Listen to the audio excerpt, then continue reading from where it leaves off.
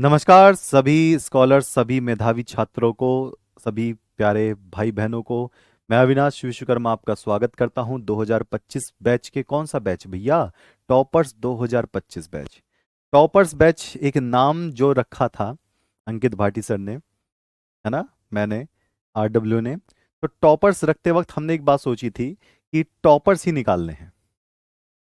ऐसे वैसे कोई बैच का नाम नहीं सोचा कि इस बैच का नाम ये होना चाहिए वो होना चाहिए। एकदम से दिमाग में आया सबके कि टॉपर्स निकालने हैं, टॉपर्स बनाने हैं, तो हमें कहा टॉपर्स बैच का नाम ही रख देते हैं। जो उद्देश्य है वो यहाँ पर लिखा रहना चाहिए, है ना। यहाँ देखो, 2025 में इस बैच से टॉपर्स बनाने हैं, इसी वजह से हमने बैच का नाम रखा है। और बैच का नाम जो ये रखा जाता है, भावनाओं से रखा जाता है, खासकर आरडब्ल्यू में। तो इसका सम्मान रखना ही, तभी ये थंबनेल पे लिखा होता है। नहीं तो सबको पता है कि टॉपर्स 2025 बैच के अंदर हम पढ़ रहे हैं। सिर्फ केमिस्ट्री और ये चैप्टर का नाम ये लिखवा देता। मैं इनको बार बार इंडिकेट क्यों करवाऊं?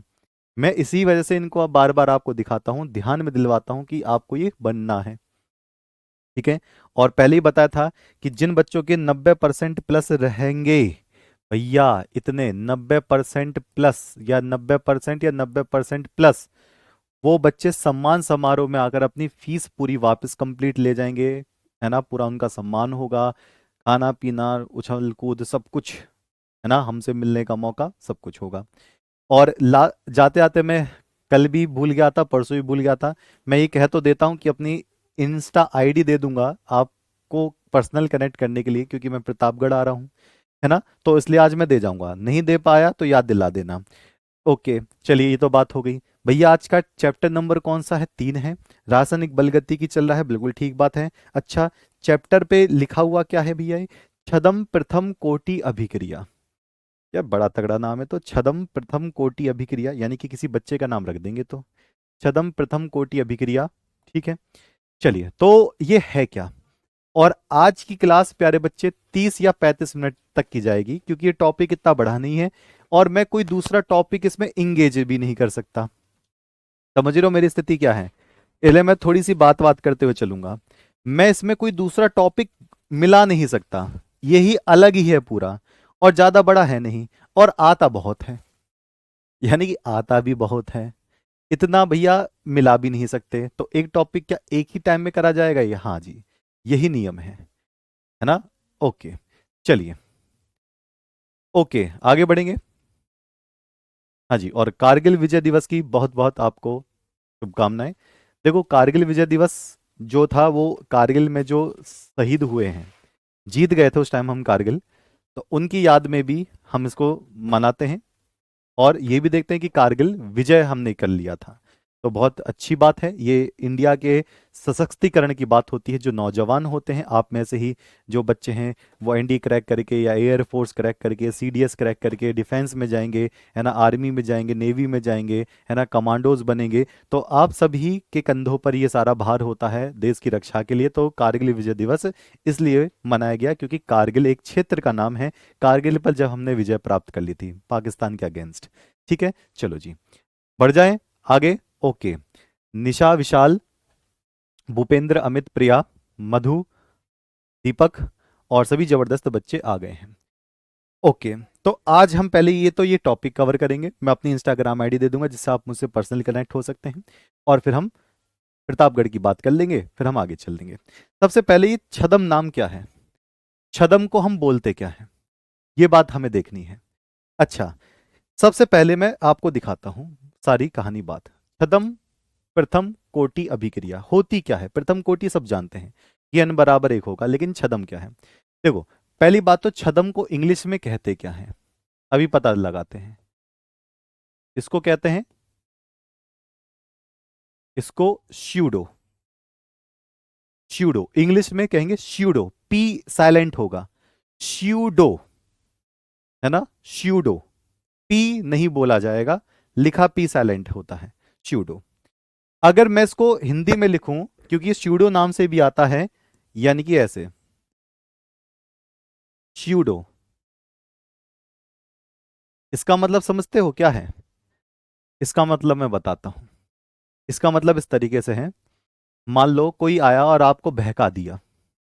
बहकाने का मतलब है किस तरीके से कि मैं 10 लाख रुपए महीना कमाता हूं, तुम मुझसे दोस्ती कर लो। अच्छा, बढ़िया से सूट वूट पहन कर आया, कोट वोट पहन कर आया, या मान लो किसी लड़की के घर पे रिश्ता लेकर गया, उसके घर वाले भी गए, बढ़िया गाड़ी वाड़ी से उतरे, लड़की को देखने गए, सूट वूट पहन कर आया, चश्मा वश्मा लगा कर आया, कहे मैं 10 लाख रुपए महीने कमाता हूँ, शादी फिक्स कर लो।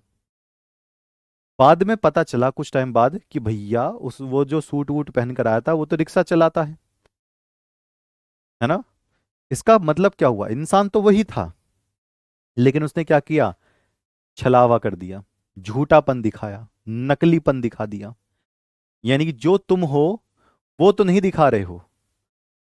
गलत रिक्शा चलाना नहीं था, लेकिन गलत क्या था कि भैया 10 लाख रुपए महीना कमा रहा हूं, सूट बूट में आ रहे हो, बाद में कुछ और कर रहे हो, तो उसको कहते हैं नकलीपन, धोखाधड़ी, छलावा। और जो अभिक्रियाएं छलावा करती हैं यानी कि धोखाधड़ी करती हैं और अपने आप को प्रथम कोटि की अभिक्रिया बताती है, जबकि होती कुछ और है, लगती कुछ और है, होता कुछ और है, उन अभिक्रियाओं को छदम बोलते हैं, स्यूडो बोलते हैं। तो सीधी सी बात है, जो नकली है, जो झूठा है, उसको स्यूडो या छदम बोलते हैं। ठीक। अब ये बात तो बिल्कुल फिक्स ही है, यानी कि अभिक्रिया देखने से कुछ और लग रही है, होती कुछ और है। तो ये जो अभिक्रिया होती है ना, देखने से कोटि कुछ और लग रही है, कोटि कुछ और हो रही है, इसको छदम कहते हैं।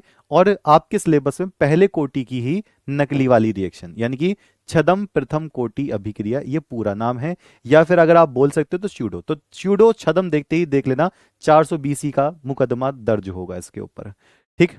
ओके, चलिए अब यहां पर देखते हैं क्या लिखा हुआ है भैया, ये देखते हैं पूरा का पूरा कॉन्सेप्ट इसका समझते हैं। वे द्वि आणविक अभिक्रिया, यानी कि दो दो पदार्थ रखने वाली अभिक्रिया, वे द्वि आणविक अभिक्रिया जिसमें दो पदार्थ मिलकर कुछ बनाते हैं, वे द्वि आणविक अभिक्रिया जिसमें अभिक्रिया की कोटि का मान दो ना होकर एक होता है, उसको छदम प्रथम कोटि अभिक्रिया कहते हैं। जरा मैं इसकी परिभाषा जरूर लिख दूं जिससे कि बच्चों को समझ में आए। तो अगर मैं परिभाषा की बात करूंगा तो यहां पर ऐसे लिखा जाएगा इसको, लो जी परिभाषा, वे द्वि आणविक, वे द्वि आणविक, द्वि आणविक का मतलब होता है जिसमें दो पदार्थ भाग ले रहे होते हैं, दो अणु भाग ले रहे होते हैं, वे द्वि आणविक अभिक्रिया जिसमें आणविकता आपको दो नजर आ रही है, दो कार्ब पार्टिसिपेट कर रही है, अभिक्रिया जिनके लिए, अभिक्रिया लिखूंगा, जिनके लिए, जिनके लिए अभिक्रिया की कोटि का मान, जिनके लिए अभिक्रिया की कोटि का मान, अभिक्रिया की कोटि का मान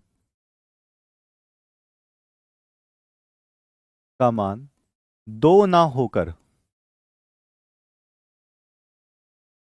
दो ना होकर एक होता है, एक का मतलब प्रथम होता है, दो ना होकर एक होता है, छदम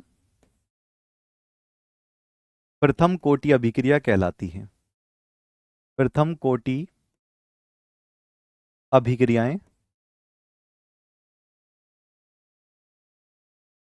अभिक्रियाएं कहलाती हैं। ठीक है, ये तो बात हमारी समझ में आ गई। यानी कि कोई कोटि देखने से दो लग रही है, अगर कोटि देखने से दो लग रही है लेकिन हो रही है एक, तो इसका मतलब प्रथम है। लेकिन दिखावा तो इसने दो का क्यों किया, एक जब दिखाना था। तो ये भी बात ध्यान रखेंगे कि अगर आप इसकी परिभाषा लिख रहे हो तो ये बिल्कुल उचित परिभाषा है।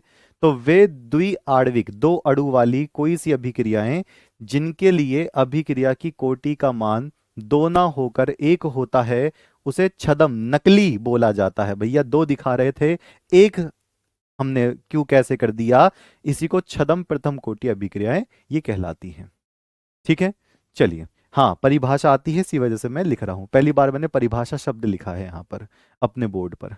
ठीक, चलिए अब यहां पर देखेंगे ऐसे कौन से उदाहरण हैं, कैसे पता करेंगे, आइए इसको जानते हैं उदाहरण के तौर पर।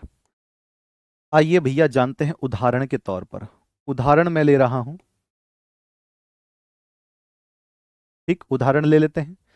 उदाहरण में मैं लूंगा चीनी, चीनी का जल अपघटन। चीनी को कहते हैं सुक्रोज, सुक्रोज, चीनी या शर्करा बोल सकते हैं उसको, का जल अपघटन, का जल अपघटन। अब देखना कितना मजा आने वाला है। सुक्रोज शर्करा का जल अपघटन, ठीक, ओके। तो यहां पर फील करते हैं, मैंने सुक्रोज शर्करा ले लिया है, C12H22O11, C12H22O11। चीनी का सूत्र सही है क्या? नहीं, इस पे न्यूमेरिकल नहीं आता, इस पे सिर्फ इतना ही आएगा, इससे ज्यादा आ ही नहीं सकता है। हाँ, आभासी भी कह सकते हो इसको आप, इमेजिनरी। भैया जी हम नहीं ला पाएंगे 90%, बस आप 75% चाहिए, कोई दिक्कत नहीं। कैसे नहीं आएंगे? 100% का सोचो, 90% आ जाएंगे, 75% तो बड़े आराम से चलते खेलते कूदते ले आओगे। ठीक, चलो। तो C12H22O11 ये आपके पास है, ये सुक्रोज यानी कि चीनी का सूत्र है। इसमें अगर आपने पानी मिला दिया एसिड डालकर, थोड़ा सा एसिड और पानी डाल दिया, तो थोड़ा सा एसिड पानी डालोगे, तो पहले पानी डाल दो और इसमें थोड़ा सा H2SO4 डाल दो, हल्का सा, 5 6 10 बूंदे H2SO4। तो ये दो हिस्सों में टूट के बन जाती है। ये क्या है? चीनी है, मैं लिख दे रहा हूं सुक्रोज है ये ग्लूकोज बना देता है, ये सुक्रोज है। ये भैया जी ग्लूकोज बना लेता है, C6H12O6 प्लस C6H12O6। तो ये ग्लूकोज बना देता है, ग्लूकोज, और क्या बना देता है? फ्रक्टोज। ग्लूकोज और क्या बना लेता है? फ्रक्टोज। अब ध्यान से देखना, इस वाली अभिक्रिया में ये जो जल डाला जाता है, ये अधिक मात्रा में डाला जाता है। इसमें डाला जाता है, अधिक मात्रा में डाला जाता है। और जब कोई चीज अधिक मात्रा में डाल दी जाती है तो उसकी सांद्रता परिवर्तन नहीं ली जाती। इन दोनों में से बताओ किसको नहीं लिया जाएगा? इन दोनों में से किसको नहीं लिया जाएगा? अगर मैं इसका वेग समीकरण लिखूं, अगर मैं इसका वेग समीकरण लिखूं तो वेग बराबर के C12H22O11 ही लिखा जाएगा। H2O को क्यों नहीं लिखा गया, आप मुझे बताओ। जी मैं ही पेपर बनाता हूं, ऐसा ही समझ लो। ओवर कॉन्फिडेंट में नहीं बोल रहा हूं, पिछले 9 10 सालों से पेपर छपवा रहा हूं, ओवर कॉन्फिडेंट में नहीं बोल रहा हूं। ओके। हम्म। और चाहे इसको गर्व कहो या घमंड कहो पेपर तो मैं ही, पेपर तो मैं ही चेक करता हूँ, कॉपियां। ओके। और 10 सालों से अगर पेपर का शब्द से शब्द मिल रहा है तो इसमें ओवर कॉन्फिडेंट होना लाजमी है ना? कृष्ण भगवान जब रणभूमि में थे तो उन्होंने एक वाक्य बोला था, क्या बोला था? मैं ही भगवान हूं। तो जिस क्षेत्र में आप पारंगत हो, जिस क्षेत्र में आप बिल्कुल ठीक चल रहे हो, तो उसमें बोलना कोई अनुचित नहीं है, उचित है, बिल्कुल। जैसे कि बोलते हैं, आपकी माता जी बोलती हैं कि मैं इस बच्चे की माँ हूं, क्योंकि वो हैं, इसी वजह से बोल रही हैं, नहीं तो उस चीज में भी कंफ्यूज रहती, है ना? इसी वजह से जब आपके अंदर आत्मविश्वास है, मैं अपने लिए नहीं बोल रहा हूं, मैं आप सबके प्यार की वजह से बोल रहा हूं, कि जब आपका प्यार बढ़ता है तो मेरी मेहनत बढ़ती है। मैं रात रात भर बैठकर पेपर एनालिसिस करता हूं, कि कितने साल में कितने पेपर में कहाँ से क्वेश्चन कब उठा के दिया गया। 8 साल से ये रोज चल रहा है, 8 साल से रोज 4 4 घंटे डेटा एनालिसिस, 4 घंटे डेटा एनालिसिस। तो क्यों नहीं कह सकता कि पेपर में नहीं आएगा। ठीक है, तो ओवर कॉन्फिडेंट होना लाजमी है मेरा। ठीक, और ये होना भी चाहिए एक स्माइल के साथ। ठीक, चलिए। तो क्या होगा भैया, H2O को नहीं लिखा जाएगा क्योंकि H2O अधिक मात्रा में है। आप इसको ऐसे समझ सकते हैं, एक ड्रम पानी है और एक ड्रम पानी में 1 चम्मच चीनी घोल दी। चीनी तो पूरी बर्बाद हो जाएगी, चीनी की तो भैया सांद्रता हमें पता चल जाएगी कि हाँ चीनी बिखर गई। लेकिन एक ड्रम पानी पे कोई फर्क नहीं पड़ेगा, इस पे कोई फर्क ही नहीं पड़ने वाला, वेग क्या दिखाओगे। तो जब कभी किसी एक अभिक्रिया में कार्बन वाले यौगिक के साथ जल आता है, उसके नीचे अधिक मात्रा आती है, तो जल वालों को हटा लेना। इसका कोटि कितना नजर आएगा, देखो इसकी अकेला है ना, अकेला, तो इसकी जो कोटि होगी वो एक ही मानी जाएगी, यानी कि प्रथम कोटि की अभिक्रिया है। कोटि कितनी मानी जाएगी, एक मानी जाएगी, एक मानी जाएगी। सही बात है, बिल्कुल सही बात है। ओके, शाबाश। तो क्या हो गया, कोटि n हो जाएगा, तो अधिक मात्रा वाली बात ध्यान रखना। तो एक उदाहरण तो हमने यहां पर कंप्लीट किया है। क्या हम कोई दूसरा उदाहरण भी करें, बताओगे। चलो जी, हम दूसरा उदाहरण भी करते हैं। ये पहला उदाहरण मैंने निपटा दिया, आइए दूसरे उदाहरण पर आते हैं। ओके जी, दूसरा उदाहरण मेरे पास है। ठीक, और देखो, सही बात है, कभी कभी विश्वास होता भी नहीं है। जो शायद बच्चे मुझे लगातार नहीं जान पाए हैं, जब 2 3 महीने गुजर जाएंगे ना तो जान लेंगे बड़े आराम से। जब सम्मान समारोह में मिलेंगे तो और जान लेंगे मुझे, जब मैं उनसे मिलने आऊंगा तो और जान लेंगे। तो सीधी सी बात यह है, मैं एक थोड़ी सी अपने बारे में बता देता हूं। 2012 से, 2012 से मैं पढ़ा रहा हूं। 2012 से 10 साल, बस मैं बोलता ही हूँ, वो 10 साल से ज्यादा का सफर हो चुका है पढ़ाते पढ़ाते। 2012 से जब मैं बीएससी सेकेंड ईयर में था तब से मैं पढ़ाता आ रहा हूँ, यूपी बोर्ड सीबीएसई बोर्ड को साथ साथ। 2012 13 14 15 16 17 18 19 20 लॉकडाउन की वजह से बंद रहा, 21 के लास्ट में शुरू हो गया था, 22 23 और ये अब 24 चल रहा है। 2012 के बाद से जब जैसे ही मैंने 2014 में कदम रखा, मैं 2 साल वो सेल्फ इंस्टीट्यूशन को छोड़ दूं, तो 2014 से मैं बोर्ड से जुड़ा हुआ हूं।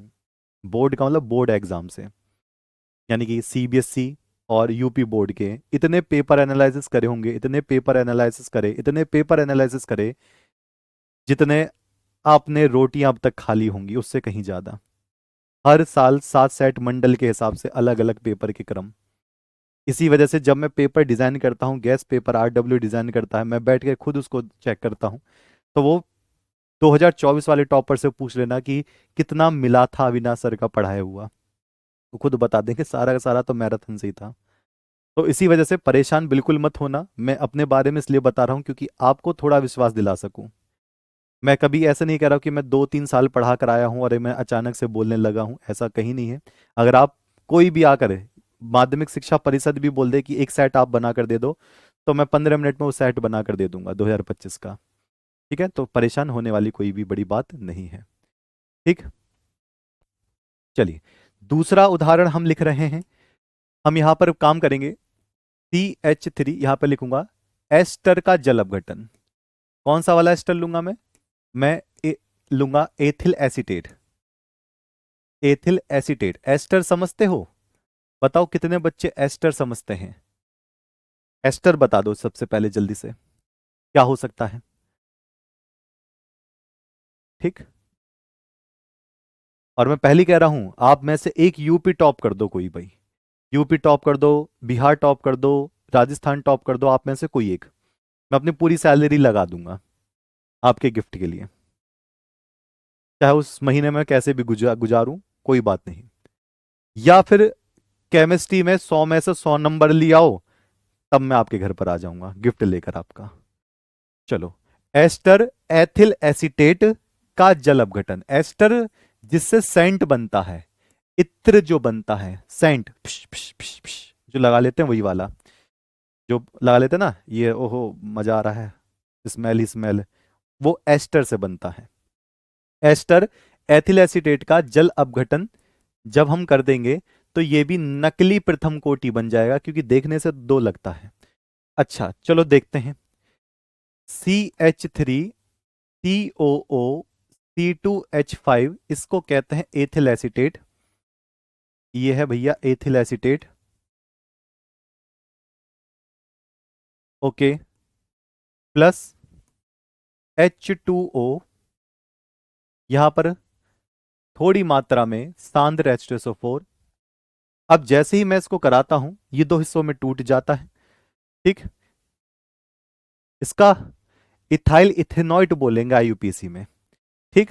तो ये क्या हो जाएगा, ये क्या हो जाएगा, सिरका CH3COOH अलग हो जाएगा और एथेनॉल अलग हो जाएगा C2H5OH। तो हम इसको कहेंगे एसिटिक अम्ल, इसको हम एसिटिक अम्ल कहेंगे। और ये वाला क्या हो जाएगा, इथेनॉल हो जाएगा, इथेनॉल। एस्टर का बनना जब हम चेक कर रहे थे तो हमें ये दिखाई दे रहा है कि जो जल हमने मिलाया था यहां पर, ये अधिक मात्रा में मिलाया है, क्योंकि सारा काम एस्टर ही करेगा। और यहां पर जब हम देखेंगे, यहां देखेंगे, हाँ कन्नौज में इत्र मिलता है, समझ गया मैं। तो हम इसको देखेंगे तो यहां पर वेग जब भी लिखेंगे, वेग, वेग लिखेंगे तो वेग बराबर हम जल का नहीं लिखेंगे, क्योंकि बहुत अधिक मात्रा है, अधिक मात्रा वाले को नहीं लिया जाता। तो ये क्या हो जाएगा, के CH3COO C2H5 की पावर 1। तो इससे कोटि क्या हो जाएगी, क्योंकि पावर ही एक है, तो इससे जो कोटि होगी n बराबर, वो कितना हो जाएगा, एक हो जाएगा। कोटि एक है तो यानी कि प्रथम कोटि की अभिक्रिया है। लेकिन आणविकता कितनी है, दो है। आणविकता कितनी है, दो है, लेकिन कोटि परिवर्तन कितना दिखाई दे रहा है, एक ही दिखाई दे रहा है। तो एक हो जाएगा प्रथम कोटि अभिक्रिया, प्रथम कोटि अभिक्रिया। और मैं लिख देता हूं, आणविकता कितनी होगी, दो। दो आणविकता के साथ कोटि एक रखने वाले को छदम प्रथम कोटि अभिक्रिया कहते हैं। बुक की कोई जरूरत नहीं है, बुक मत लो, कुछ भी बुक लेने की जरूरत नहीं है। ओके जी, कहानी क्लियर है, शाबाश, बहुत बढ़िया, कहानी क्लियर, जी क्लियर। तो यह है छदम प्रथम कोटि अभिक्रिया। मैंने पहले ही कहा था कि टॉपिक छोटा है, लेकिन हम इसको किसी के साथ मर्ज नहीं कर सकते। H2SO4 का फॉर्मूला बता दें, H2SO4 को सल्फ्यूरिक अम्ल बोलते हैं, फॉर्मूला तो यही है। ठीक, चलिए। हाँ, आप अपने क्वेश्चन डाउट ग्रुप पे भेजते रहिए, मैं सॉल्व करता रहूंगा, परेशान मत होना। अच्छा, अब जरा ध्यान से देखिएगा। भैया जी हम आ रहे हैं प्रतापगढ़। ठीक, प्रतापगढ़। और प्रतापगढ़ हम आएंगे अगस्त में, मैं डेट बता दूंगा। तो जो भी बच्चे प्रतापगढ़ के आसपास के हैं, यानी कि 15 20 30 किलोमीटर अंदर ही रह रहे हैं,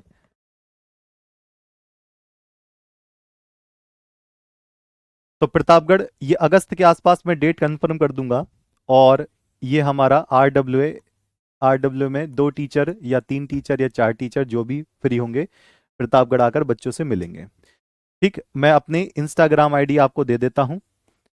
लेकिन इस पर यह मत सोचना कि मैं आपको सिर्फ परेशान करने के चक्कर में हूं, ऐसा कुछ नहीं है। नहीं करना तो मत करना, कोई परेशानी नहीं है। मैं अपनी इंस्टाग्राम आईडी दे रहा हूं, अविनाश विश्वकर्मा। और मैं ये जल्दी से नहीं देता हूं, इस बात के लिए ध्यान रखिएगा, अविनाश विश्वकर्मा। मैं आपको व्हाट्सएप ग्रुप पे कनेक्ट कर लूंगा यहीं से ही, अपने नंबर के साथ। इसको सही से देख लीजिएगा, अविनाश विश्वकर्मा, और नीचे फिर से ऐसे स्पेस हाई वो डैश लगाकर, और RWA, ये है इंस्टाग्राम आईडी। ठीक है, तो आप इस पे कनेक्ट हो जाइए। अगस्त में प्रतापगढ़ आपसे मिलना होगा, जो भी प्रतापगढ़ के आसपास के बच्चे हैं। और ऐसा नहीं है कि सिर्फ प्रतापगढ़ ही जा रहे हैं, हम लगातार जाते रहते हैं बच्चों से कनेक्ट होने के लिए, है ना। जैसे अभी कुछ टाइम पहले मथुरा गए थे, उससे पहले मैं पूरे यूपी गया था, यूपी के 40 जिलों से होते हुए गुजरा था, बहुत बच्चों से मैं मिला। और हमारे मिलने का उद्देश्य ये नहीं है कि सिर्फ बच्चों को देख लेना है कि वो कैसे लगते हैं, फेयर एंड लवली लगाकर चमकदार गोरे बच्चे तो नहीं है, ऐसा नहीं है। हमारा उद्देश्य है आपसे मिलना, जो भी बच्चे इस क्षेत्र के हैं, और उनसे सामने आमने सामने क्वेश्चन आंसर करना है। कि वो बच्चों के बहुत दिमाग में क्वेश्चन होते हैं कि ऐसे करें तो क्या है, हम कैसे पढ़ें, ये करें वो करें, क्योंकि वो डाउट ग्रुप पे ऐसा फील भी नहीं होता होगा। इसकी वजह से ये प्रक्रिया चलती रहती है। मैं जाता रहता हूँ, हमारे टीचर्स जाते रहते हैं, बच्चों के बीच में जाते हैं। तो ये इनके लिए कोई ऐसा इंस्टीट्यूट वाला ऐसा कोई नहीं करता है। हम यहाँ नोएडा में हैं, नोएडा से गोरखपुर 650 किलोमीटर पड़ता है, 650 किलोमीटर में आऊँगा। और ये इसी वजह से बनाया क्योंकि प्रतापगढ़ में 4-5 टॉपर्स रह गए थे मिलने के लिए, तो उन टॉपर्स को भी मैं बोल दूंगा, वो भी मिल लेंगे, है ना। बाकी कानपुर, कन्नौज, एटा, लखनऊ ये सब चलता रहेगा, इसके लिए टेंशन मत लेना, है ना। चलिए ठीक। तो ये आपका, आप बच्चों से मिलने के लिए, आप बच्चों से कनेक्ट होने के लिए, छोटे भाई बहनों से मिलने के लिए। पर एक बात ध्यान रखना है, प्रतापगढ़ के जो रहने वाले बच्चे हैं, अगर वहीं कहीं हैं तो ही आना। कहीं कह रहे हो कि सर मैं तो प्रयागराज से भाग कर आया हूँ, ऐसा कुछ नहीं करना, टाइम वेस्ट नहीं करना बिल्कुल भी। पढ़ाई करना है जबरदस्त तरीके से। और जैसे मैंने पहले कहा था, मैं खुद ही रायबरेली क्षेत्र का हूँ, लखनऊ से थोड़ा आगे पड़ता है। तो रायबरेली भी होकर ही जाऊंगा, थोड़ी देर रुकूंगा भी। तो रायबरेली के भी जो भी बच्चे होंगे प्रतापगढ़ से, और रायबरेली के जो बच्चे होंगे वो भी मुझसे मिल सकते हैं। मैं उसकी भी जगह जल्दी ही बता दूंगा डेट के साथ। रायबरेली वाले तो ये अमेठी जिले में लगता है ये वाला, तो प्रतापगढ़ के बाद मैं रायबरेली ही जाने वाला हूँ, ठीक है। और वहाँ बच्चों से मिलूंगा। टी शर्ट प्रतापगढ़ वाले बच्चों के लिए मैं लेकर आऊंगा, RW की येलो वाली, ये जो अम्बेसडर वाली टी शर्ट है, ये आपके लिए अलग से, ठीक है। चलो तो मिलते हैं आपसे, तब तक के लिए आज तक इतना ही टॉपिक है। ये आईडी है, पर्सनल जुड़ना चाहते हो जुड़ सकते हो, नहीं तो कोई बात नहीं है, मेरी तरफ से फ्री हो। चलिए, तो आज की क्लास इतनी ही है, क्योंकि इतना ही टॉपिक है, मैं इस टॉपिक में कोई दूसरा टॉपिक नहीं मिलाना चाहता, इसी वजह से क्लास इतनी रखनी पड़ रही है। मजबूरी है प्यारे बच्चे, मजबूरी है, नहीं तो करने को तो मैं 1 घंटा और पढ़ा दूं, ठीक है। चलो, और कोई अगर आपका डाउट है केमिस्ट्री से रिलेटेड किसी भी तरीके का, तो बताइएगा जरूर। यूपी भ्रमण कर लेंगे, कोई बात नहीं, आप सबके लिए ये भी काफ़ी है। चलिए, तब तक के लिए नमस्कार।